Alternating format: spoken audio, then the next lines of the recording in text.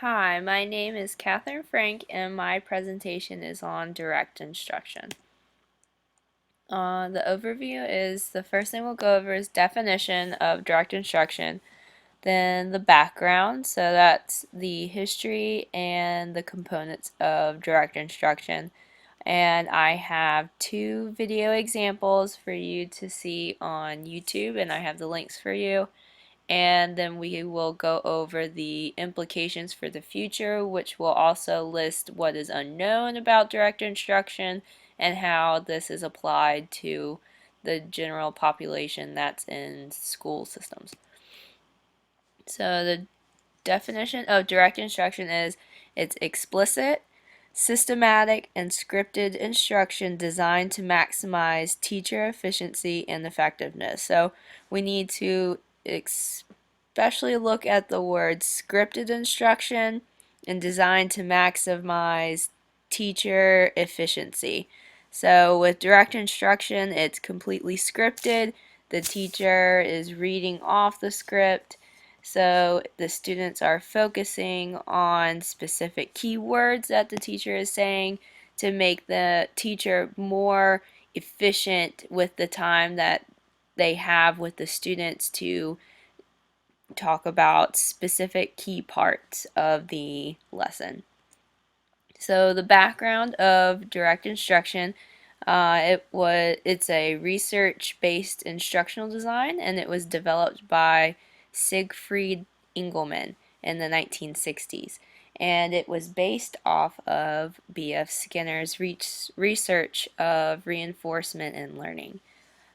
This instructional design was developed to teach general case rules, and the main part of that is smallest possible number of examples to produce the largest possible amount of learning. So an example would be reading words from the at family. So the main rule that you would want to teach is that when you see AT, it sounds like at. So at the end of a word and it says AT, you always read it as at. And if they already have the basic concept of beginning sounds, they could add any beginning sound to that word family and they should be able to read that. So using the smallest possible number of examples, which would be the at family, to produce the largest possible amount of learning. So they should be able to read if they know the beginning sound and that AT makes the sound at, they should be able to read words from the at family, which would minimize the amount of time spent teaching the students because they already understand the concept of reading the at family words. So, as stated by Thomas Kim and Saul Axelrod, direct instruction organizes curriculum around generalized concept and skills, as we just talked about, and presenting the information in a sequence to build new knowledge based on previously learned knowledge. So going back to our example with the at family, we are already going off of the knowledge that they understand sounds of letters, and then we build off of that and we have letters together making a sound and then putting more letters onto this word to build bigger words for them. So we are consistently building off of previously learned skills to learn new ones. So the 6 components of direct instruction are as follows. First, it's scripted, so the words that the teacher is using are very explicit, they're very direct, and they aren't wordy so that the student will focus on specific key details that are pertinent to the concept that is being taught. The groups are very small, so you have about 5 to 10 students within a group. There's unison responding. So when you're trying to teach this at family concept, you would say AT makes a sound at. What sound does it make? And then the students will repeat that sound back to you. And this constant responding keeps the students' attention and it keeps them engaged in the lesson. So when they're responding back, they're remembering what the lesson is about. So there is a higher chance of the student, because they're engaged and attending to the lesson, there's a higher chance of them retaining the lesson. And the teacher is also using signals and cues during times when there isn't responding to keep the student engaged. And point 5, it's pacing, it's rapid pace. So just as I was explaining before, AT makes a sound at. What sound does it make? You're constantly talking and engaging the students in conversation with their responding, and it's a quick pace so that way you can move on to more concepts. And the last part is correction procedure, and that is to minimize student errors. So if you were to ask the student, AT makes a sound what? And then they would say op, then you would immediately correct the student by giving them feedback and saying OP makes the sound op, but for AT it makes the sound at. And then you would guide them to the correct answer so that way there isn't a learned history that AT makes a sound op, and then that's where gaps begin developing because there isn't that feedback to teach the student the correct answer. So the important concepts or components of direct instruction is that keywords are being given to the student and they're responding back to the teacher and they're paying attention, and it's at a rapid pace, so the student is engaged in this conversation with the teacher and the teacher is giving the student immediate feedback so that way the student isn't developing any learned history of incorrect answers. And it's also motivating the student to continue in this conversation with the teacher because they're getting the correct answers ahead of time. That way they can continue with the lesson. So these are the two video examples I have of direct instruction in a classroom. The first one is where the teacher is using direct instruction to guide the students through the lesson, where he's using cues, he's using responding, he has a rapid pace, and it's a larger group, but he is still able to use direct instruction with the students because they are attending and they have that learned history where I need to respond back with the teacher. So it's interesting seeing that it's a larger group, but he's still able to use direct instruction. And the second video is of an error correction procedure, which is slightly different than what I use in my classroom, but he still guides the student to the correct answer immediately after the incorrect answer. So that way the student will learn the correct one and continue to use the correct answer when given that question. So implications for the future. One of the issues that students with learning needs have is that they require explicit instruction tailored to their learning style and needs. So in a public school setting, there are more than 10 students within the classroom, and sometimes there just isn't enough resources or time in order to tailor the instruction to the learning style of the student. So the student begins to fall behind because he isn't able to keep up with the style of the teacher, and then there's no motivation to continue with the lesson, and it's a very frustrating situation for the student.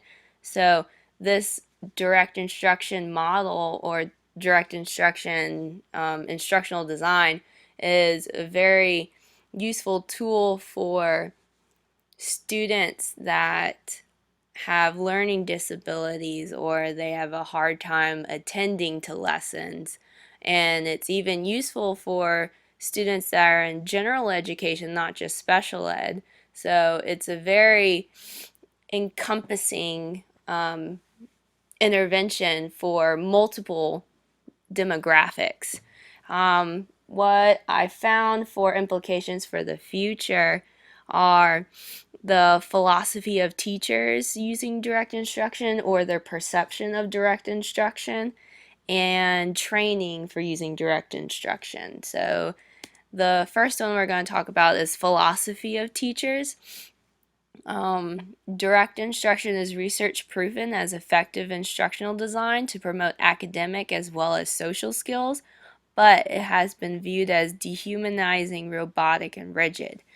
And this is because of the scripts that teachers read from. It's mainly teacher-centered because the teacher is directing these students while they're learning, and it's not focusing on the student-centered learning.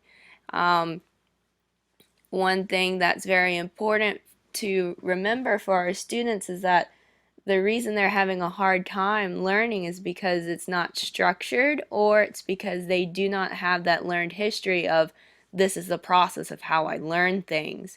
So it's very important for teachers to teach students how to learn so that way they can help themselves independently learn things on their own eventually.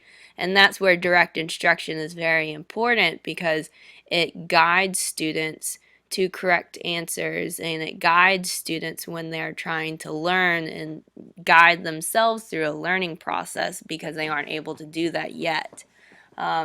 So some teachers are unwilling to use direct instruction because of this original thought that it's dehumanizing, or it makes the students very robotic. Like this picture over here, are you a robot or do you think for yourself, when you're constantly responding and saying whatever the teacher's telling you to say?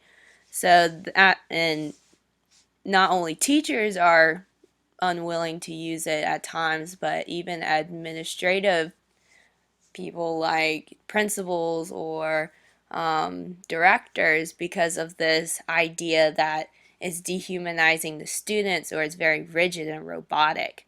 But direct instruction has been used to teach students and progress towards solving the issue of achievement gaps, which there is a lot of research about how students, they aren't able to continue learning because they're missing these key basic concepts that they need to build off in order to continue learning.